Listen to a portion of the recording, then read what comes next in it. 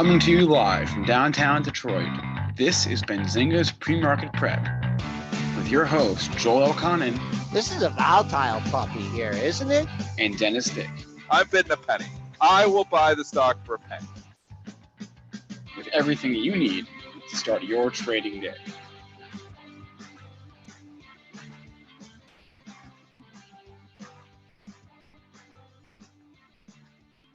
Good morning, everybody. Welcome to this Tuesday edition of Benzinga's Pre-Market Prep. Spencer Israel, Joel Elconin, and Dennis Dick with you this morning, as we are every morning. On the docket for today, busy show, Beyond Meat, Short Squeeze, Facebook, crypto, Ripple investment in MoneyGram, and Draghi's overnight comments are the leading indicator for us this morning. So all that and more. Three guests on today's show.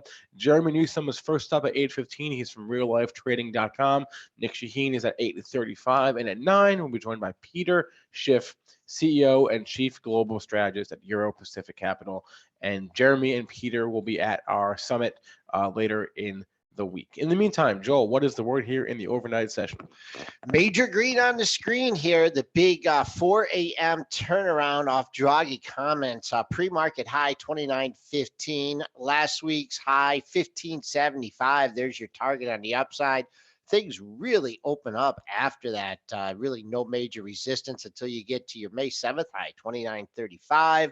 Crude in the red by a couple pennies, 52.15. Gold up $11 at $13.54. Silver still under 15, but up 12.6 cents at $14.95 and a half. And Bitcoin still holding 9,000, but down $90 at $9,195. Triple D, why are you buying so much Beyond Meat this morning? What is going on? First of all, S&P's blast off overnight, but I guess that wasn't first of all, because last night Beyond Meat had already blasted off in orbit. It's up another 27 points.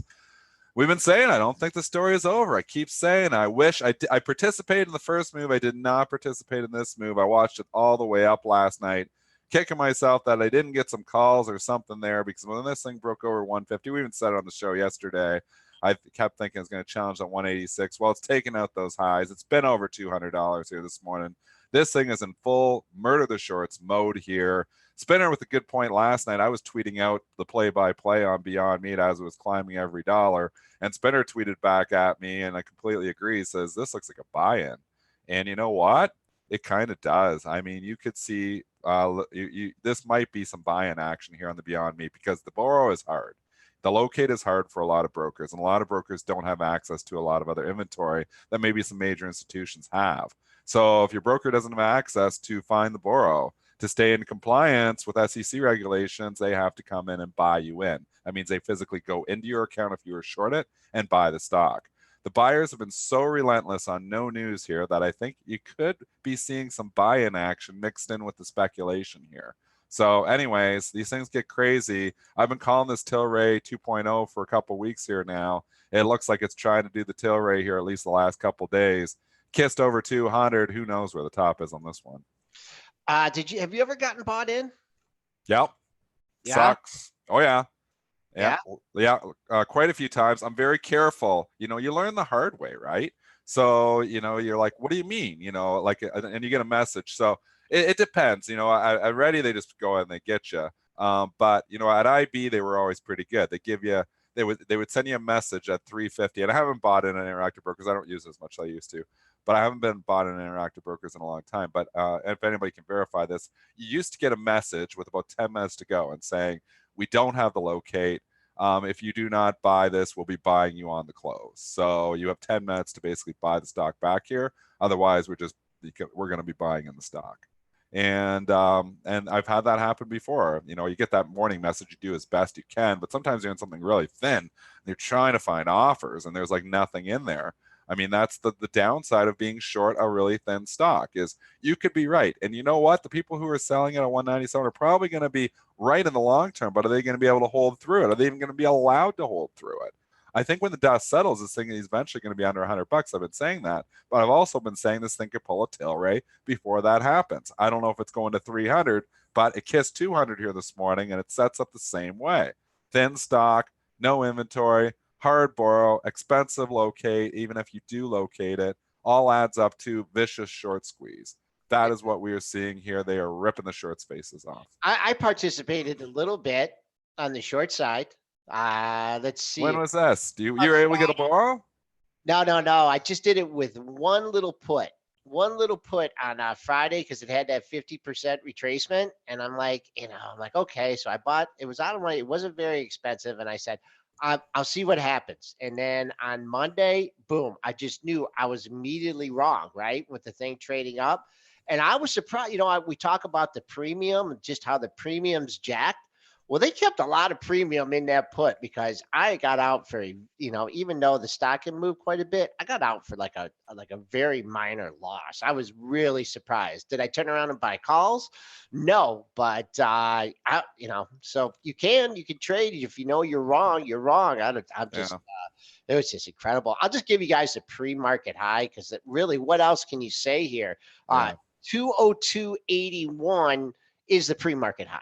And we backed $4 off this, $5 off it, currently still trading up $27.16. So is this given, is it just IPO mania? We got Zoom trading up $1.44. This is just a thin stock. It's a thin float. It was 50%, short interest in it. That's obviously coming down here a little bit as of late, probably enforced buy-ins.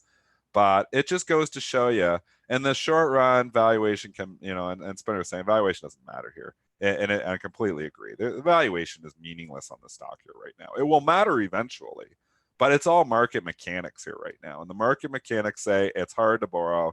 You can't, even if you get the locate, it's really expensive. So the shorts are all handcuffed here.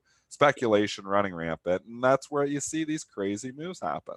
So you just got to be very cautious shorting stuff like this, because even if you're right, can you hold through it all, or are you allowed to hold through it all? So that's why I definitely, would be very nervous I was short. I mean, it's already, you're taking so much pain, but who knows? We saw what Tilray did. It went from 200 to 300 or 150 to 300 in one day. Why can't this do this? I'm not saying it's going to, but I'm saying we just watched it go from 140 to 200. It's going to go to 250, it could go to 300. It could just, turn around and die too. It could do anything. So at this point, there's no real, there was never any easy money trading this. But the first time I felt the squeeze, JP Morgan slowed it down. We said the story I didn't think was over. It wasn't over. And obviously the breakout through 150 would have been the buy here again. So congratulations to the bulls here.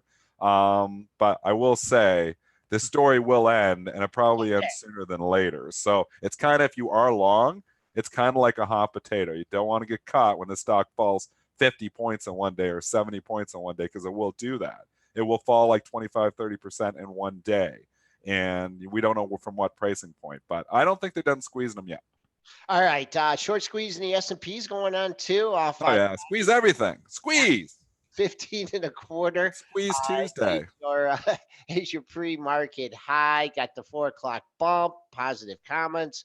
Cut interest rates around the world. That's good, right? Lower interest rates is good for the market. So this is what the catalyst is, because I went, last night S&Ps were up like $1 at 8 o'clock close. I checked at like 4 in the morning. I like to always check there to see if I need to get up at 4 a.m.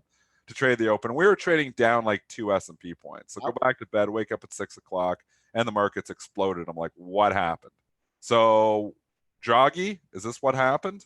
I actually think, I don't know what time you stopped looking at 4 a.m., but whenever it was, you may have just missed it. I just missed it. Yeah. I looked up too. I should have looked 10 minutes later, and I could have got up and traded, maybe made some money. But it was a big move here overnight. So while I was sleeping for those 2 hours between 4 a.m. and 6 a.m., we explode 20 S&P handles. And what did the jogster say? He said that if inflation does not reach its target, they could cut interest rates again. All right. So like you were saying, Joel, low interest rates for the world, quantitative easing for the world, cheap money forever, rah, rah, bull. Did I sum it up right? Sum it up right. And you know what? Also going into a quad witch here on Friday, you see a lot of movement on these quad witches here. Yeah. you know what? And you got to be thinking that how many times have we knocked on the door in that 29.50, a few times. We've rolled the contract here. But if you look at the monthly chart, we went up to that area several different times. So, no such thing as a triple top or a quad top here, but getting ready to blow the doors off here. 29.65 is the all-time high basis, the front month contract. So that's 50 handles away. Coming on an expiration, we're up 17 3/4 today. Keeping an eye on the high from last week at 15.75, and current high is 15.50. It's hard to fight the Fed. It's hard to fight. It's just hard to fight this market. It's hard to stay short. Every time it seems to get a significant pullback of any type, 3, 4, 5%. It's been a buying opportunity. This is going back for the last 9 years. It's the longest reigning bull forever. I don't know where the party ends, but it continues to go, and it's hard. I mean, when you got money this cheap, the companies are going to make some more money, and obviously the market's going to applaud it. So we saw, the Fed gets a little bit of tightening. We've talked about this before. Back November, December, and obviously they back off immediately. So the Fed's got this market's back, and obviously Draghi's got the European market, it looks like now, and free money or easy money for everybody. Yeah, but at the trading summit, we're just going to teach people to take the sell button off their computer. That would probably have been the best thing. Well, and you look at your portfolio, and the best thing I could have possibly done was probably not trade my long-term portfolio at all over the course of the last 9 years. But you wiggle in, you wiggle out. Oh, this one's getting overdone. Every sell has really been a mistake. I mean, like you look at, yes, I've held some, some pretty good shares, like MasterCard, some different ones. But I mean, really, when you look back at it, like PayPal, for instance, I got that. I had that from the spinoff of eBay, had eBay, eventually sold it out, I think around $40. It's 118. I mean, you think, okay, it's gone far enough. It's pretty good at 40 because the thing had been up significantly since, the IPO came, and, the eBay shares were up, and you're thinking, okay, I'm up 50% on this thing now too. And now you look and the thing's $118 and thinking, why do I ever sell out of my long-term portfolio? And that's maybe, the best thing to go about. You get scared because you think, oh, well, maybe you're turning into potentially to turn into Japan, where, and I can't even talk, I'm stuttering along. But, where interest rates and obviously the markets have been depressed here for, a 25-year period. But in the U.S., this has not happened, and the markets continue to roll. I mean, yes, we've had a quiet period for the last year and a half, but maybe this is just the consolidation period in the S&Ps the last year and a half to eventually go higher again. We had the same period from 2014 to 2016 where we kept bumping our head up. If you look at the SPY chart, we're talking about like 205, 205, 205. Eventually, we tore through it. So maybe we're just doing the same thing here again. Consolidation for the last year and a half to eventually go higher. I don't see why you fight the overall trend. All right. Do we really no earnings stocks, right? We do have some earnings after the close today. Adobe. Yeah, pretty late into earnings season. Adobe, JBL, and Lazy Boy is due to report. Let's just take a look at the Adobe chart here, trading up 329 here ahead of the report. I see if you're looking to lighten up ahead of the report, I do see a pair of highs like near 285. So that's another $7 away. But pretty much everything's just trading up. Do we got anything in the red? Or Dennis, let's just talk. Well, yeah, just quickly before we get Jeremy, TLT exploding here today. Yep. Exploding. So keep that in mind. What does that mean? It means your banks are probably going to underperform, and we're seeing that already here this morning. If you look, actually trading in the red and offered is KBE. KRE was trading down too. Those are two ETFs. XLF is just slightly green. It's also obviously got some Berkshire in it, a couple other non-banks, so it's not a pure play. JP Morgan is in the red. Citigroup is in the red. Bank of America slightly in the green. Full disclosure along Bank of America, but I have XLF hedged against it. That got upgraded to BMO. So you are seeing the banks show some relative weakness here, which is not surprising considering how strong the TLT here is this morning. And don't look now, but Tesla up 563 here, 230.66. So Tesla participating. And, I mean, the banks may get hit, but it's, sometimes when you get these like buy everything days, the banks could catch a bit too. But 8:15, what do we got on? Yeah, let's bring on Jerremy Newsome right now, reallifetrading.com. As I mentioned, he'll be at the trading summit here in 2 days? I guess 2 2 days. days. Yeah, Jeremy, how's it going? What's up, gentlemen? Jerremy Newsome. Yeah, he's got the handheld camera. He's got the handheld camera today. Oh, he holds Yeah, it. man, What's doing going handheld on? It's a today. GoPro.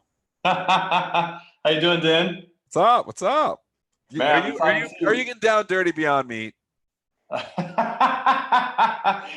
Yeah. I'm down. Yeah, you down dirty? Are you long? Yeah, I'm long. Yeah, we got somebody that's long. I didn't participate. I got the first one, the run from 120 and the 186. Didn't get the top, but I participated in that run. But this one here, I actually been calling on the show, but I didn't participate. So Yeah. I'm disappointed in myself. So I did it small, like I told you I would. Yeah.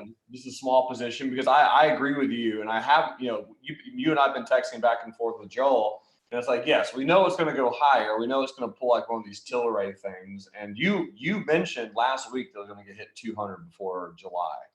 So I was like, yeah, I agree. So I got in. It kissed it this morning. Are you holding on? Now what are you going to do? Are you looking? How are you? Okay, so this is a very important question. Okay. Long the thing. It's just awesome to be long this stock, just ripping every short space off. How do you know when to ring the register? Can I take a guess? Can I take a guess what Jeremy's strategy is going to be? Hit me up, Joel. He's What you going to got? trail a stop up. He's not going to try and pick a top. You're just going to trail a He stop. likes targets though. I think he's got a target. So, so I like both of your answers, but yeah, I do have targets. I always have targets. I'm going to sell probably at open, most likely, and if not at open, so I only have 10 shares. You're low. Yeah. So like you guys are Just saying, playing like, around. Yeah. It's a very small position. But the thing is, like I was telling a lot of people on last Wednesday, I was like, hey guys, if you buy 10 shares at $270 today. that's what I'm saying. I was like, yeah, I was like, that's not bad. I was like, that's enough to cover all of your grilling costs for July 4th. So he's still scared on this one if he's only got 10 shares. It's a fun one to play though. Yeah. It's a very, very small size, man. So yeah, my plan is more or less just to trail the stop and sell around 200 or on open. But if you do have significant size on this thing and you're seeing the thing squeeze, always, that you can't go wrong. In this case, Kramer always says you can't go wrong taking a profit. I disagree with that sometimes. In this case, I will agree with it and say you can't go wrong taking a profit because you know what? When the dust settles on this thing, it's probably not worth this kind of money. So it's kind of like a hot potato. You got to get out when the getting's good. If you stick around too long, you can miss the bulk of your gain. Yeah, man. Trim and trail on this one. There you go. I like that. Trim and trail. That's good. And what we're going to have to do, actually, this is breaking news from the events team. At lunch in the Traders Lounge, we are going to be serving Beyond Meat burgers. Hey, have you? Dennis, you know what? We'll give them all free to whoever was short it, just because. Have you had them yet? Yeah, we both have. We both have. Good, I tell this story. I tell it again, but we barbecued them, and I had some friends over who were one was vegan actually, so it was perfect. So I had some friends over, barbecue the burgers, and I didn't say anything. I've got my 2-year-old and my 4-year-old. The 2-year-old I knew wouldn't eat it, but the 4-year-old I was like, he might eat it. So I put so we didn't say anything. I dressed it all up, put the ketchup, mustard, and tomatoes. He loves tomatoes on his bun. Put the burger there, and he bites into it, and he doesn't say anything. And then he just simply puts the burger down, pulls off the top of the bun, pulls off the tomato, grabs the Beyond Meat patty, puts it to the side, puts back on the tomato, puts back on the bun, and then continues to eat the sandwich without the Beyond Meat burger. So that was the 180, or that was the high. The last time was around $100 or $90. I was like, oh, Spencer doesn't like it. That could be the top. It wasn't because he eventually broke out through 100, but my 4-year-old did not pass the 4-year-old test. That is very funny. Spencer contrarian indicator is what we'll call that. What else is on your radar? It worked for about 3 days, and then the stock blasted off again.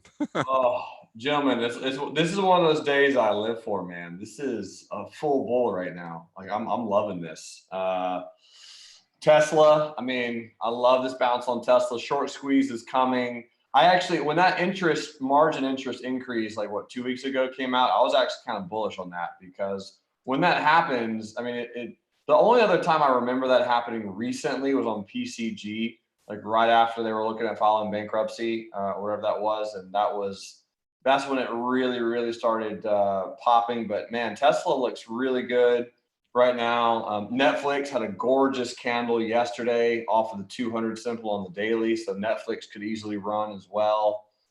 watching Netflix. Amazon looks powerful. It all looks good, man. I'm trying to find what looks weak because I do like finding weakness in Banks. Yeah. I don't like the banks. Which one's your favorite for a short today? It's just because, and I'm a day trader, obviously. So Yep. TLT is ripping here this morning. Yes. There is an inverse correlation between the banks and the TLT, and they're not going to buy everything. They're always going to try to pick on something. And I think today they're going to pick on the banks, and I'm already seeing it kind of in the pre-market here. So I'm seeing the KBE, I was just saying earlier, KRE is offered. They're scared to really sell anything down significantly here because the market is ripping so much, but JP Morgan's slightly in the red.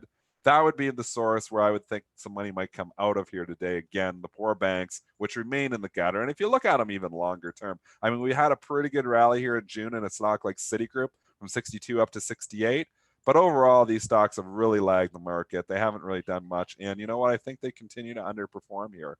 I don't know what the underlying reasons. We've speculated. Maybe it's Deutsche Bank over in Europe. Maybe there's some other reasons here. But I mean, in a low interest rate environment and interest rates, like that doesn't really help. It's just, years ago, they used to teach that low interest rates help the banks. Because they're so low, it makes it difficult because those margins are tighter and tighter. So Correct. Interest rates continue to go down here, or if we're going to be, it's just not good for the banks overall. So I continue to not like the banks. Gotcha. That makes sense.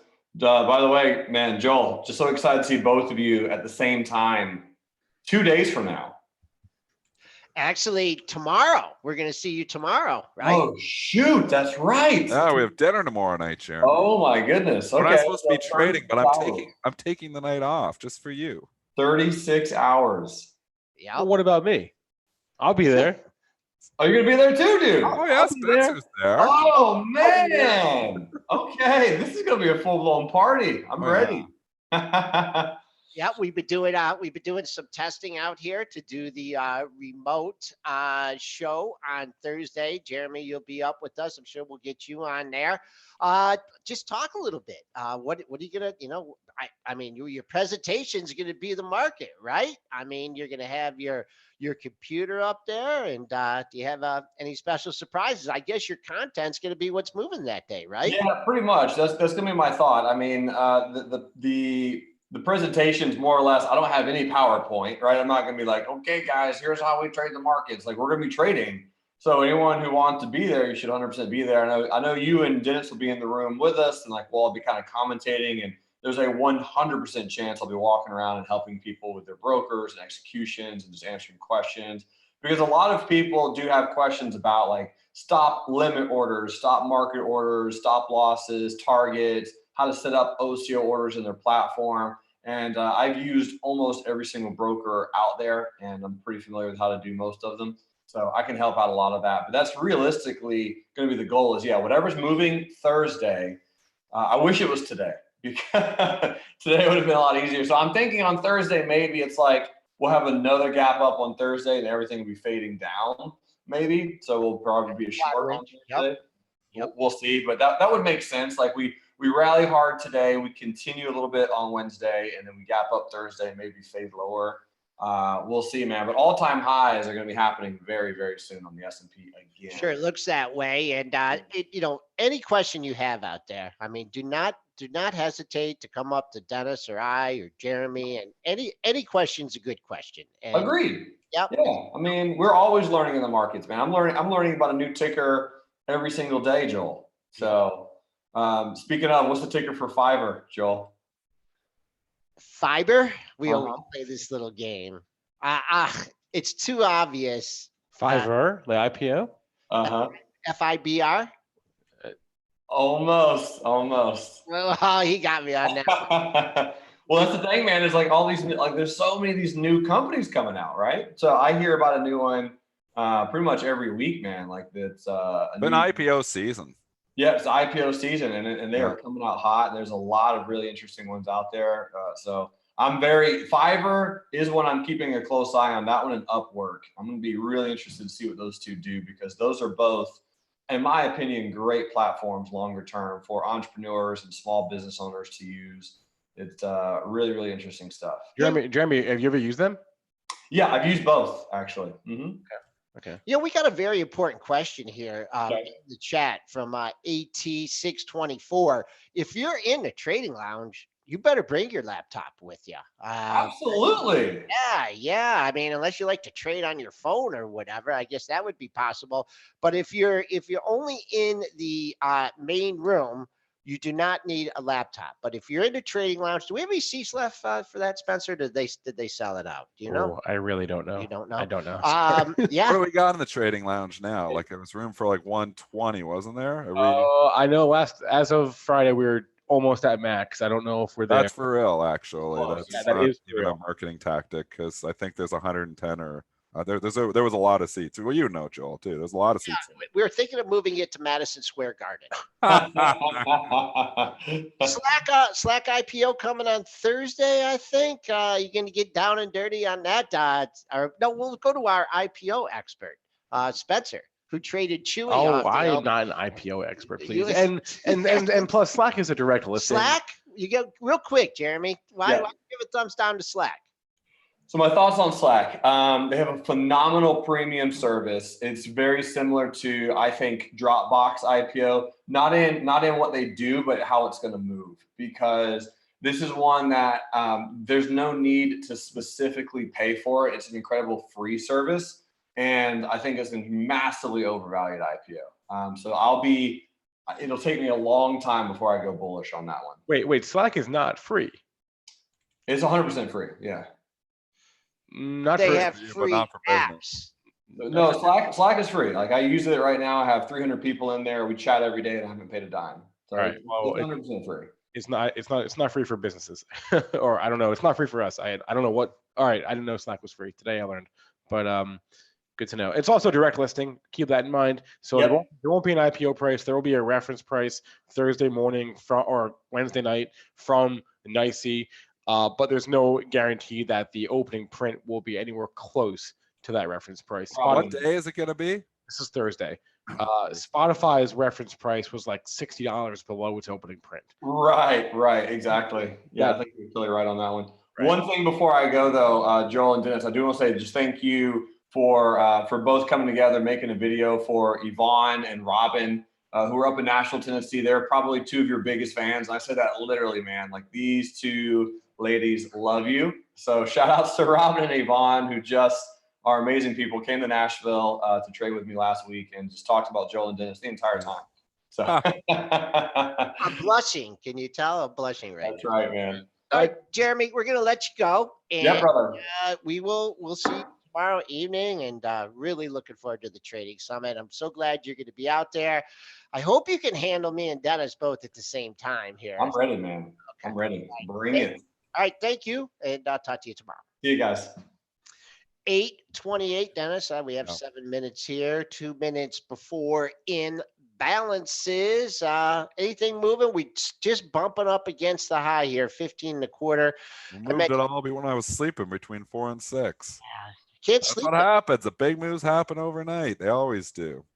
Are we gonna have to change the time of the summit until at 4 a.m. till we get up there and get in? I mean, there's a big reason why you see, we've talked about this on the show before too, why you see the big moves happen after 8 o'clock, because S&P futures have SPY, they have all your other indexes, all your stocks. I mean, I do the index ARB.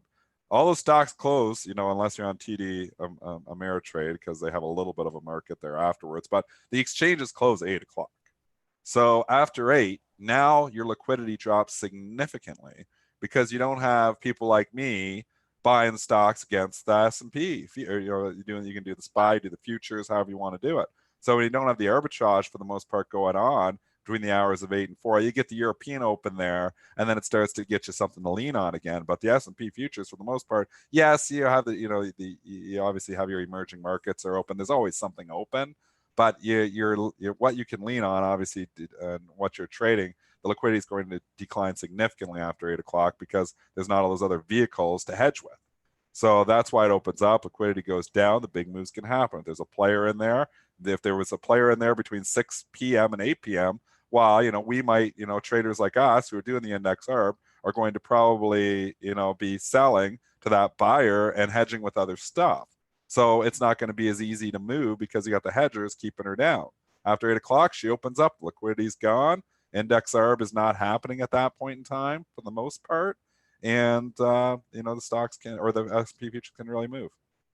Let's cover Facebook here a little bit. I mean, if you talk about the timing with crypto here and everything, Yeah. this thing is right back. It's just in full rocket ship mode.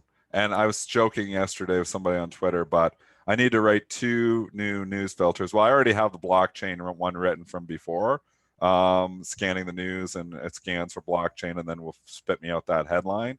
But I mean, I need to write another filter, and that filter, obviously, not just for blockchain, but for anything crypto, because Facebook just mentions this, cryptocurrency thing and has exploded for 3 straight days now. This is an incredible move.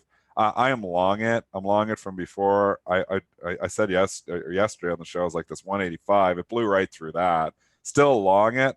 I don't know. You get up near $200. Come on, the thing was just 160. I think it might be time to ring the register at Facebook. I might ring the register here too. I think I could get it cheaper. But if you say anything with crypto right now, crypto's hot. Bitcoin, we still think Jerremy Newsome, still think we're going over 10,000 here. We've been saying that since 7,000. But I mean, this is just, even Carter Worth, technician on there. The technicals are just too good on Bitcoin. That's why, that's all you're trading it with. But I mean, anything crypto is hot. Well, they did more than just mention it. They actually outline details for their cryptocurrency, when it will launch, who the partners are, how it'll work a little bit, how it'll function within Facebook as a whole, because it'll be within a separate entity that is more regulated than Facebook, and they're supposed to keep it separate from the rest of the company, who's on the platform, things like that. And those were all details that they've announced over the past couple of days. So this is happening, and it seems like a really good idea. And people are saying this is the best. Apparently, the stock thinks so. This is the best use of mainstream blockchain to date. And sort of the sky is the limit here, because we don't really know yet all the things that we can do with this. But there's just a lot of really smart people that work at Facebook, Google. I mean, these are the companies that innovate. Think about, everybody thinks, okay, well, nobody's using Facebook anymore. This has got to be a good show. They have so many other irons on the fire. Google as well. It's hard to be short these companies because there's always coming out with something new, a new idea. Just a lot of smart people working at these companies. If you're looking for a target in Facebook here, you have a pre-market high of 194.20. You've backed off from that area. That coincides with your May 6 high at 194.28. So just a potential target here. Someone will ask about 200 plus today. I don't know if we can get there today. Got to take out 194.28, and the recent high that was actually made on the earnings day. The high of that move comes in at 198.48. I do remember it trading above 200 though in the pre-market on that day. We just matched last week's high at 2915.75. Hit a few stops there at 2916, and now we're back down three quick handles there. So a little bit of a sell-off here. Not sure if there's any news associated. Dennis, how are imbalances looking this morning? Let's go take a look on off. Well, we came out 3 minutes ago here. Again, the same theme. It's very small, and that's just been the theme here for a long time. We haven't seen anything too exciting. Target 42,000 a sell. It kind of stands out a bit, but they're all real small, Joel. I don't see anything. But back to Facebook for 1 second. Sure. I want to put out a call to our listeners and our chat. If there is anyone in your life that is in the tween or adolescent age group, ask them if they're on Facebook or if their friends are on Facebook. Because I was at a Father's Day shindig over the weekend, and I was talking to a 13-year-old girl, and she said not only is she not on Facebook, but none of her friends are on Facebook.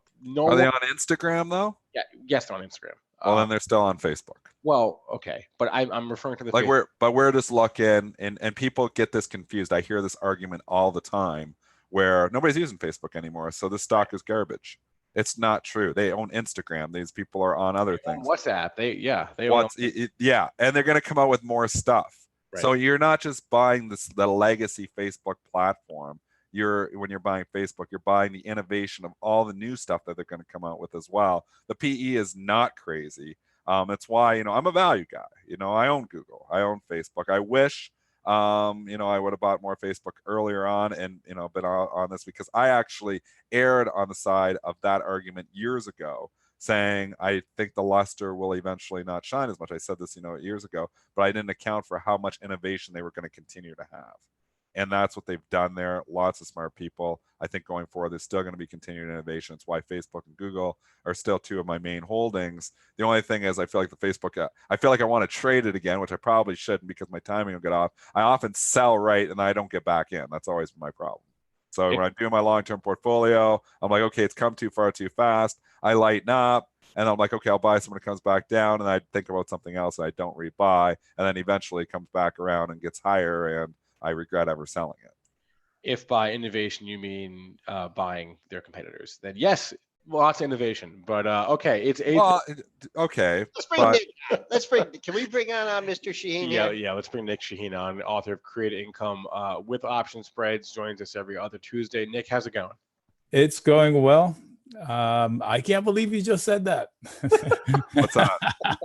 The innovation part, not you.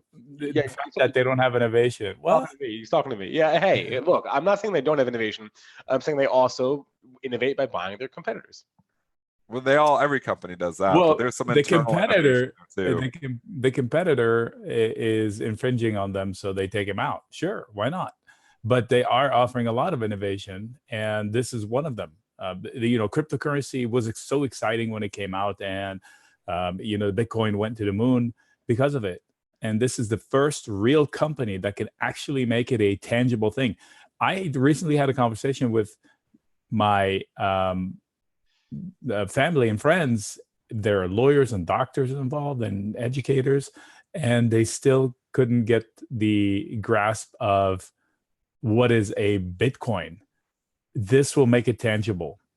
So I think they're doing the world a favor, whether this will be the actual cryptocurrency that takes off or not. The concept will be tangible for everybody.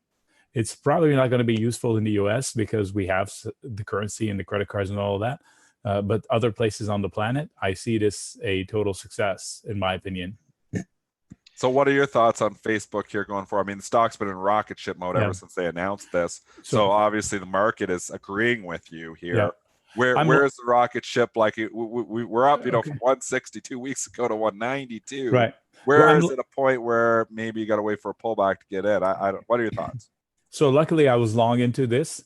And when we had the FANG-ageddon day where everybody sold FANG stocks and Apple stocks, they were all going to zero. Remember that one day, the big panic?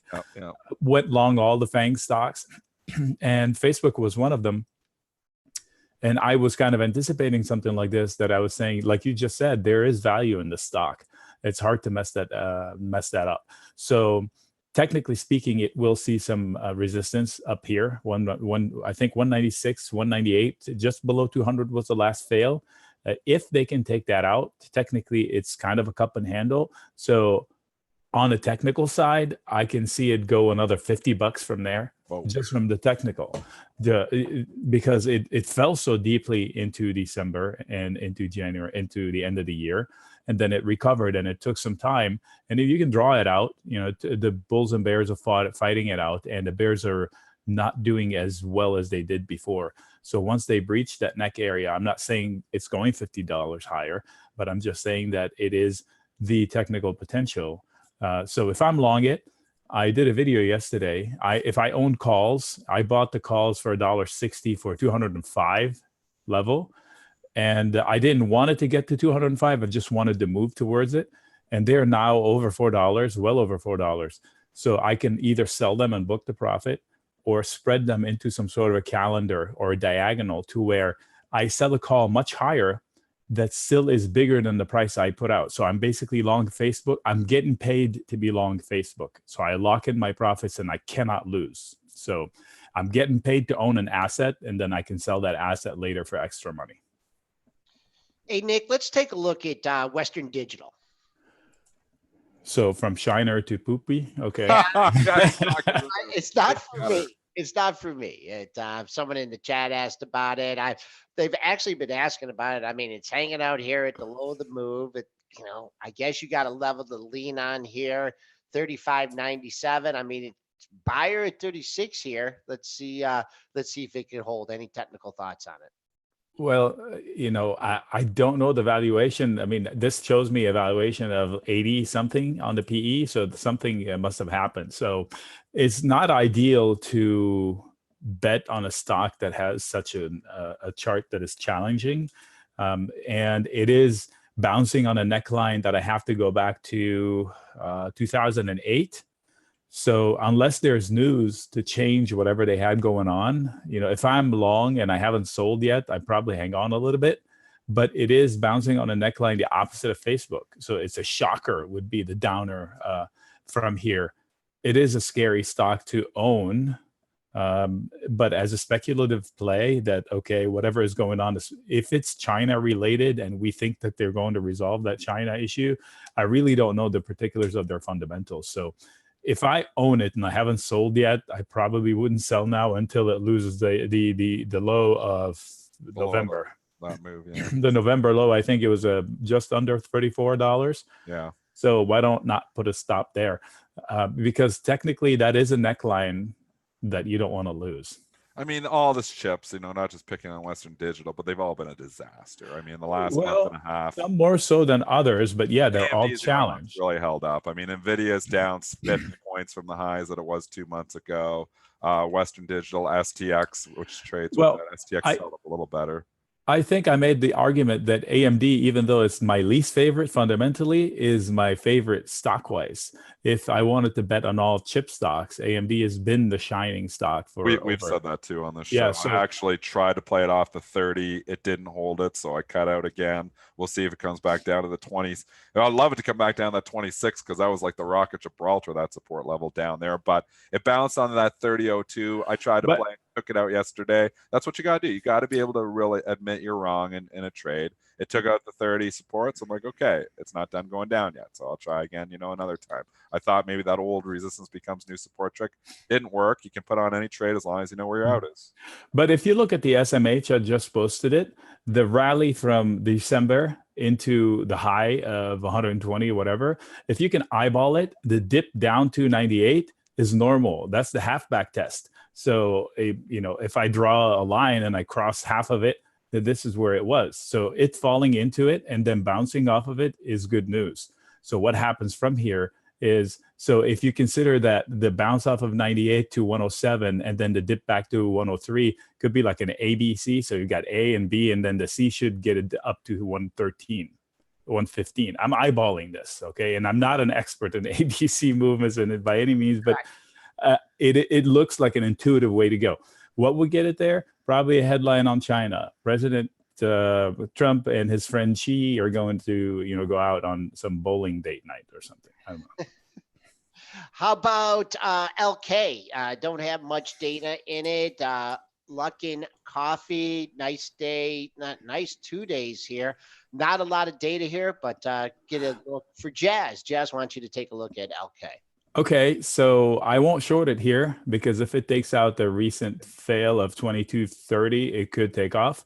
Interestingly enough, I shorted Starbucks yesterday, which is a related trade, I think. I don't understand the love for Starbucks when they have this supposedly company out there that's giving away coffee, right? This is the coffee company. So I wouldn't short LK. I did go long LK, I guess, by shorting Starbucks. I don't know. So this stock is too new, but if I'm long it, I stay long it. It's a speculative play, and I think they're giving it away in order to grow. And just like Netflix was burning cash, it's probably still burning cash to grow. So the investors will look the other way as long as they are showing hyper growth. So I wouldn't short it. Let's put it that way. How about Twilio? TWLO. So I had the conversation yesterday with somebody that offered me the idea of a credit put spread on Twilio. I said it's not for me. It's not because I want to short the stock. In fact, the Wall Street loves it, and they are convinced that it's going higher, much like they were convinced with NVIDIA. So Wall Street is a fickle bunch. So technically, it doesn't look like a short, but I don't want to commit very strong long money here. If they can take out, they have a hinder. I don't know where it's at this morning, but 146. 342 and 144.13. Okay, so now it's getting frisky. So we've got 146.25 and 149, which is a high. Those are two challenging spots, but they're also launching pads. So just like the comment I said earlier about some, I forgot which stock now, but anyway, 156 is doable if they can take that out. I don't know if they have an earnings coming or anything like that, but I don't want to short it, but I don't want to commit a too tight of a credit put spread. I was once short the $25 put, and I mentioned it on your show, and the stock fell 25%. I think they lost Facebook as an account, and I had to dance out of it. So I remember the pain of being long a credit put spread just under current price for a Twilio and then get nabbed by some headline. I'm not saying this is the same situation, but I answered no to that credit put spread for my taste. But if I'm long it, I stay long it. Okay, and we didn't really get overall market thoughts here.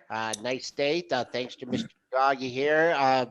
Right at last week's high here. I mean, you can call it resistance if you want. We took it out by a tick here. Coming into a quad witch. Any targets or any levels you're looking for here in the broad market? Sure. I've been long for a while, and I've been saying to stay long on, and I said I would take a dip down to 28.25 without blinking on this rally. And it would be natural for me to expect it. I would stay long. Right now, we're in a breakout. I wouldn't book any longs. I would probably trail my profits and stay in balance. Let's put it this way. I'm having a lot of conversation to where people are saying things are crazy. We're so high. And I said, if you turn off all the news, would you short these stocks that are delivering these P&Ls? Well, the news is so bad. I was like, what news is bad? I'm not seeing any. We're all full. Everybody that wants a job in the U.S. has a job. So everybody's spending like crazy. The 28-30 area was a place of mine to watch. But we have recent look to the ledges from October and play it stock by stock. But the overall, I'm long the SPY, the SPX, and I'm long some NASDAQ, and I'm long individual stocks. I'm short a few here and there, but just as a trade with a tight stop. Anything else you're short besides the Starbucks? I did try Roku, but I stopped myself out of it yesterday for even money. It worked for a day, but just because I don't want to be short too many things, I didn't have a thesis for it. For Starbucks, I do. It's just too much love. For Roku, it's too much love, but it's an insane stock, so I don't want to stand in its way. And does your son want to get out of the Lyft yet? Not Lyft, Uber. That's right, Uber. Yeah. Well, my son doesn't even know about it. Otherwise, he'd go buy a truck or something. But no, he's busy building his truck into a trophy truck. So his hands are literally greasy now that he's out of school, and he has no idea. No, I haven't even looked at it. I looked to see if I wanted to sell some calls against him, and then I opted out of it. How about pins? Pin interest here. Looks like this is not gonna, well, it already knocked on the door. It's up 84 cents at 29.89. Do you do that on purpose? The pin interest? You do that on purpose now. Why? What happened? Does that Am I stuff missing on something? purpose. It's Pinterest. He does that all the time. He does it on purpose. Oh yeah, 100% on purpose. Well, pins. I pinned the win. No, I was long pins with aggressive credit put spreads. They expired. I still have one for August, and it's a winner. So I did have some calls. I did note a few breakouts that worked out, and I'm just happy with it the way it is. I think it has a lot of potential. I personally don't like the I try to use the site. It's getting better. It's getting a little more visual, as the guy said from it. So if they work on that, I'll use it more often. But for now, it's like a rabbit hole. You go from one to the other, and I get nothing accomplished. So. And I guess we got to wrap things up here with like the only stock to talk about here, Beyond Meat. Are you participating here? Up $26.14. When we run out of real meat, I'll eat something called Beyond Meat. But no, what are they saying? Tilray? I mean, is it a fact that they can't borrow it to something going on with a short that's above my pay grade? they want to kill it in the news, and they probably will get it done one day. But here's the thing: this is like cannabis. The concept is so broad and the scope is so broad. I see it flying as a concept. A lot of people want to be nice to animals, and that's the why they go vegan. And if you can give them a product that looks and smells and tastes like meat, and they do good by the animals, they're going to buy it. But it's a matter of, will Beyond Meat be able to supply the demand that it has? If they find a way to get it done, it'll probably get bought out, or somebody will infuse some money into it to actually blow it out. I wouldn't short the concept at all. It works. I have a lot of friends that want to be vegans, but they can't because they like meat. This is their answer. So I haven't tried it, but I wouldn't short it. So just enjoy it if you're long, and definitely lock in some profits, or, spread the risk somehow. All right. Wrap things up, Spencer. Nick Shaheen joins us every other Tuesday. Create income with option spreads is his site. Nick, as always, thanks for the time, and we'll talk to you in a couple of weeks. Looking forward to it. Thanks. All right. 8:51 here. Peter Schiff's supposed to join us at 9. I'll be honest, I'm not 100% sure if he's actually going to join us, but He gets busy. He gets busy, but he is supposed to join us in a few minutes here. In the meantime, we got about 9 minutes left in the show today. What are you guys seeing? I'm seeing a lot of movement, obviously individual stocks, but the banks are still showing a little bit of relative weakness, although most of them have turned slightly green, so they're trying. These IPOs, though, like Beyond Meat is what you're seeing, but it's, I think, dragging up other ones too. Zoom's up 2% here this morning, more so than the market, although the betas on that one's bigger. One that you just talked about was Pinterest. I'll say that for Joel. Pinterest. That was a Freudian slip by Joel, or I guess he's always saying that. You got me saying it now. Anyways, I'm long Pinterest, PINS. I'm thinking I'm going for $30. I've got it on for a little bit of a swing trade. I put it on last night. Wedbush came out, gave it an outperform. I've been liking this chart. I wanted something to give it a kickstart.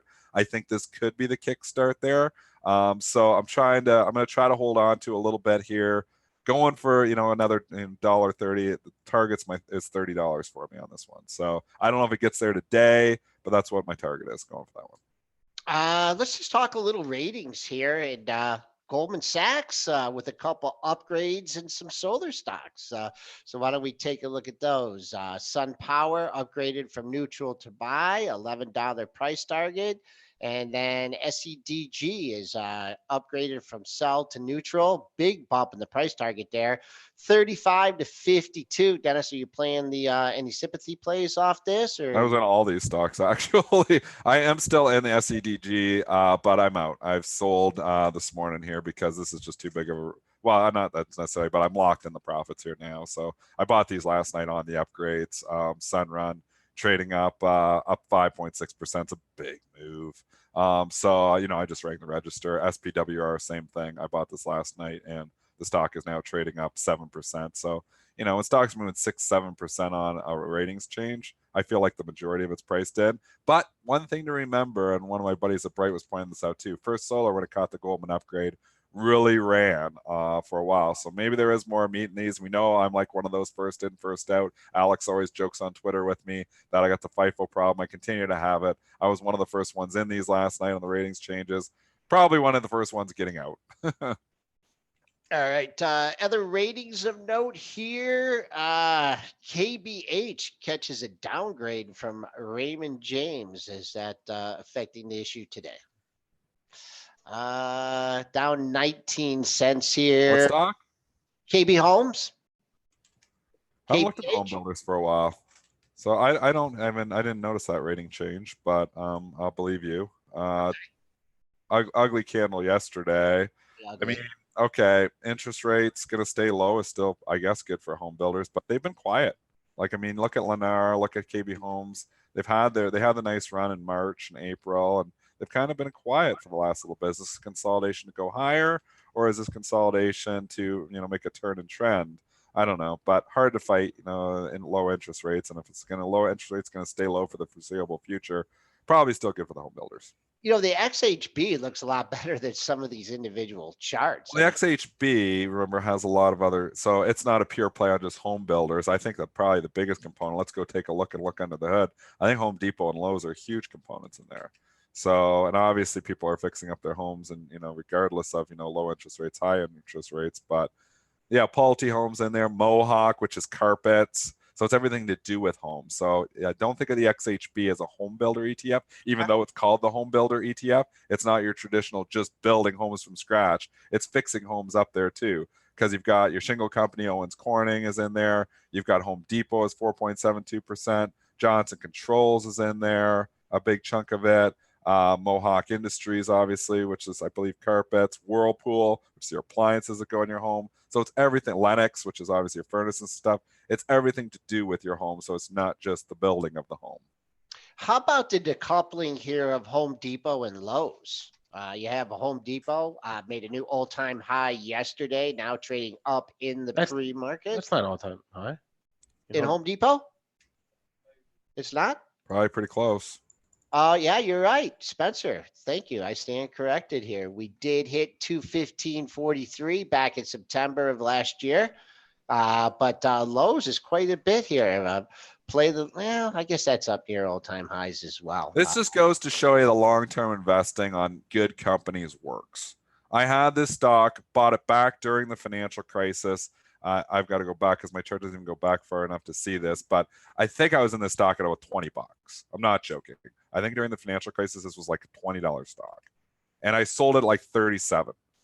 This is 206. I mean, if you just buy these stocks, and the best, my portfolio, my investment portfolio, all the stuff that really made my portfolio was the stuff I bought during the financial crisis and the stuff I held. But I sold probably 3/4 of the stuff. I sold calls, I was writing covered calls, doing different things on it. It was a mistake. It was a mistake to sell all those stocks. And yes, if you go back to 2008, Home Depot was like $20 a share. It is up tenfold since then. So now the question is, if you're looking long term, yes, it's got a PE of 20. Yes, it still has 2.63% dividend, but it's up 1,000% in the last 10 years.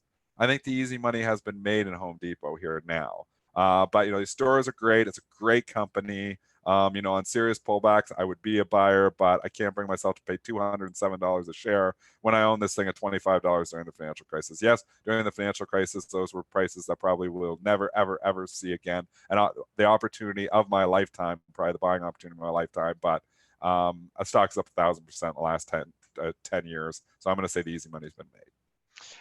We did mention, just going back to the ratings here, Bank of America did catch an upgrade here from BMO, and that's trading up 13 cents. So it's one of those kind of buy everything days, I guess, even with the TLT up, the banks are, at least Bank of America is trading in the green here. Interesting call. We got Oracle earnings coming up, correct? And I think they caught a downgrade today here from Macquarie, from outperform to neutral. This usually rallies into the report that sells off and comes back, catching the downgrade today. Slippery slope here. Let's see. You got a daily low to look at really nothing major until under 52. Yesterday's low 53.57. We're trading below that right now, but I do see a pair of lows under 52, but kind of a strong market. I don't think we'll get there in today's session. Dennis, any other ratings sticking out to you? Just wanted to talk. We didn't talk this stock, MGI, trading up 155% here this morning. I saw this headline break. I could have bought it at $2. I was like, I'm not paying up 50 cents for this thing. Obviously, should have last night. It's up at $3.70 here now. They're getting an investment from Ripple. I believe Ripple's investing around $4 too, if I'm not mistaken. Spencer, can you verify the price that Ripple was buying shares of, or putting an investment into MGI for? No, I can't. The exact. I thought I saw something about $4, but maybe I made that up. They're enabling Ripple to draw up to $50 million in exchange for equity over a 2-year period. I don't know what the price that they're buying. I thought it was 4, but if anybody can verify that in the chat, it flew by the headline and maybe I'm dreamt it up, but I thought I saw it. Anyways, huge move, $3.71 here now. If that is a price tag of $4, sometimes those prices can be magnets here. but unbelievable move here for MGI. Yeah, you got to 404. That was your early morning high here, just after that 4 o'clock open. On the dailies here, believe it or not, you were up near $4 in April. You had a 367 high. Monthly high at back in November at 409. So we'll see what happens. Still need to rally another 27 cents. See what happens at that $4 level. Let's hang out for a couple more minutes in case Peter does join us, because there is a couple more stocks on my list anyway that I want to hit on. Tempur-Pedic, TPX. You know what's funny? You see headlines run across your screen, and it's funny which headlines you just immediately write off and which ones you pay attention to. I saw this headline earlier and I just wrote it off. I don't know why I did that, because What's the headline? TPX is up 5%. They reported 2 new third-party retail relationships. They added net sales from these 3 supply deals of $400 million. And it's a long-term supply deal with Big Lots is one of them. And there's a few headlines here, but I saw it and I was like, all right, I'm going to move on with my day. And next thing I know, stock's up 5%. So hit $75 in the just a little bit ago after we started the show. Backed off a little bit. You used $75 as a target on the monthly charts. You did have some resistance at 70. You've taken that out. Your next monthly high, boom. Let's see here. Boy, we haven't been up in the 70 handle in a long time. I see a monthly high at 82.32. That was back in September 16. That's quite a ways away. So let's see what happens if, in fact, it takes out that pre-market high of $75. Then we have another continuing report from the New York Post on this Caesars Icon story. They said that Caesars is close to selling itself, or they're close to coming to an agreement with Icon. Obviously, haven't hammered out a final price yet. We know that Caesars is willing to sell itself for 13. Carl Icahn is willing to accept a lower offer. They've gone back and forth. There is a bid from El Dorado at 10.50, and the report this morning is that they're getting closer to an agreement. So it's pretty crazy. So I'm still long this. I'm torn. I sold a little piece of it just because it has moved up. The biggest concern is if Aldo Dorado walks away, is it's back to $8. That's the concern here. But you look at it and you think, okay, there's a 10.50 bid on the table. They want 13. Icon would probably take 11 or 12. I mean, you look at this and you're like, well, 9.85. It kind of makes some sense. But the biggest issue is if they walk away and there is no deal, then does it go back to $8? So I guess you do have some risk here still. But if the bid's on the table at 10.50, it's interesting that's only trading at 9.80. Little bit of premium in there. INCY is mentioned here. That's trading up $1.16. 2 real good days yesterday. Trading up in the pre-market up $1.16. If you're looking for a daily high, daily target, maybe look at your May 28th high at 84.04. After that, you got a pair of highs closer to 85. So if it could keep the momentum going. What about this DGLY headline too? Oh yeah, I saw you tweeting about that last night, Dennis. Holy, I was looking. This thing kept getting sold. I was like, "What's the headline here? What's the headline?" Then finally, I did see it was a ruling here on them and Axon, and obviously not good for DGLY. Do you have the details on that? I keep thinking every time I see a headline, I keep thinking of this will be the end. This will be the end, because this going on forever. This junction's been going on for like 3 years at this point. So the headline overnight here is that Axon released a statement saying that the U.S. District Court for Kansas granted a summary judgment in favor of Axon, finding that their technology does not infringe on Digital Ally's patents. So of course Digital Ally is going to appeal this again, but we've gone back and forth here for like 3 years between these two companies.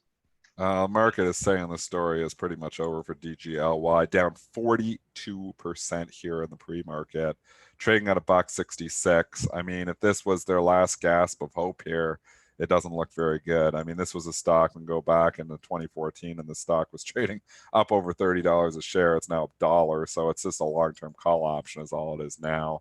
If you think there's some patent value here and they're going to win eventually, that's pretty much sounds like the only bull case here to be had. But this morning that is not holding very well. $1.66 this morning. All right, let's wrap it up for today. Thank you to our guests, Jerremy Newsome and Nick Shaheen. Thanks to all of you in our chats, both on YouTube and premarket.benzinga.com. Please remember all the information on our show is for informational purposes only and not meant to be investing advice. And then the Trading Summit, Thursday, New York City, Sheraton Times Square, bzprofit.com, promo code PMP50. That's all capital letters, PMP50, to get a half off your ticket. We will be doing this show from the venue on Thursday, and then Friday we're going to take the day off. We're not going to have a show on Friday. I think we're going to be a little bit potentially hungover. I don't know. No. I didn't say that. I'm tired. We're going to be Tired. Okay, so we'll be back with you tomorrow, usual slate. And in the meantime, everyone have a good rest of your day, and we will see you on Wednesday.